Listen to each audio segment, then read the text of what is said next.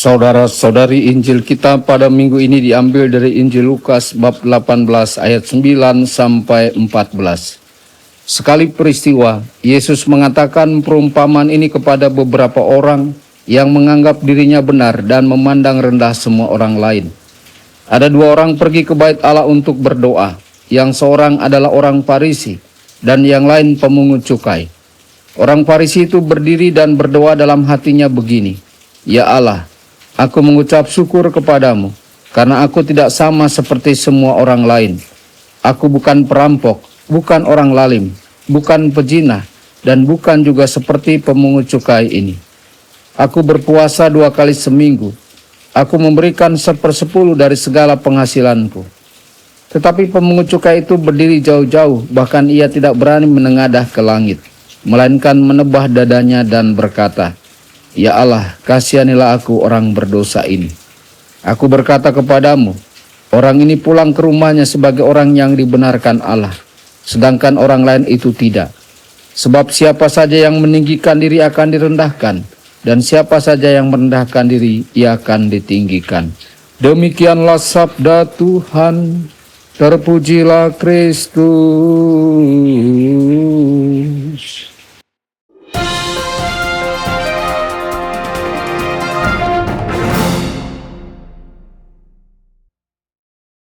Dalam nama Bapa dan Putra dan Roh Kudus. Amin. Saudara dan saudari terkasih dimanapun Anda berada, jumpa lagi dengan saya Romo Tedens dalam saluran Warta Kabar Sukacita. Semoga Anda semua dimanapun berada senantiasa dalam keadaan sehat dan bahagia. Saudara-saudari, hari ini kita merenungkan perumpamaan Yesus tentang dua orang Farisi dan pemungut cukai. Kedua orang ini datang ke hadapan Allah dengan sikap yang sangat berbeda. Dari merekalah kita belajar bagaimana seharusnya kita berdoa dan bersikap di hadapan Tuhan. Saudara-saudari, orang Farisi itu berdoa, tetapi doanya penuh kesalahan.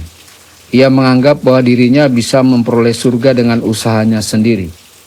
Ia juga berpikir bahwa kebaikan yang ia lakukan adalah semata-mata karena jasanya, bukan rahmat dari Allah.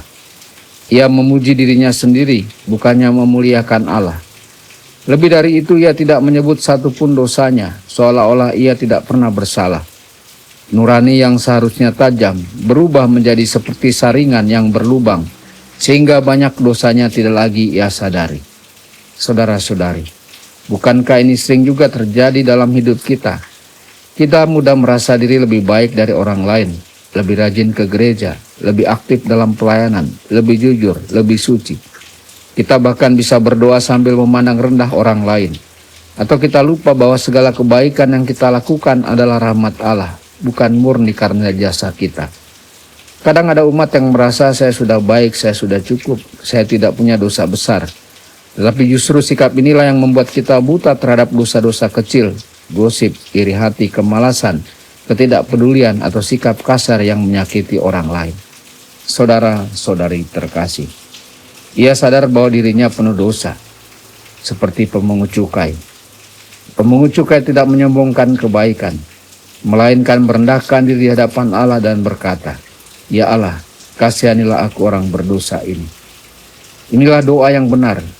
Ia tahu bahwa keselamatan bukan hasil usahanya, tetapi karena karunia belas kasih Allah. Ia tidak berpura-pura sempurna, tetapi dengan rendah hati menyerahkan kelemahannya kepada Tuhan. Tuhan tidak menghendaki doa yang penuh kesombongan, melainkan doa yang lahir dari kerendahan hati. Ia tidak mencari orang yang mengaku diri sempurna, melainkan orang yang jujur mengakui dosanya. Dalam sakramen tobat, kita berjumpa dengan Allah yang penuh belas kasih. Di sana kita bukan datang dengan daftar jasa, melainkan dengan hati yang remuk redam. Dan justru dalam kelemahan itu Allah mengangkat kita. Saudara-saudari, marilah kita bertanya pada diri kita sendiri.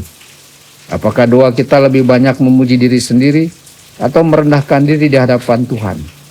Apakah kita sadar akan dosa-dosa kecil kita, atau kita menutupinya dengan alasan bahwa itu hal sepele? Apakah kita datang kepada Tuhan dengan hati yang jujur seperti pemungut cukai? Yesus menutup perumpamaan ini dengan kalimat tegas. Sebab barang siapa meninggikan diri akan direndahkan, dan barang siapa merendahkan diri akan ditinggikan. Semoga kita menjadi umat yang rendah hati, yang berdoa dengan kejujuran, yang selalu sadar akan kelemahan diri, dan yang percaya penuh pada belas kasih Allah. Tuhan Yesus memberkati Anda semua.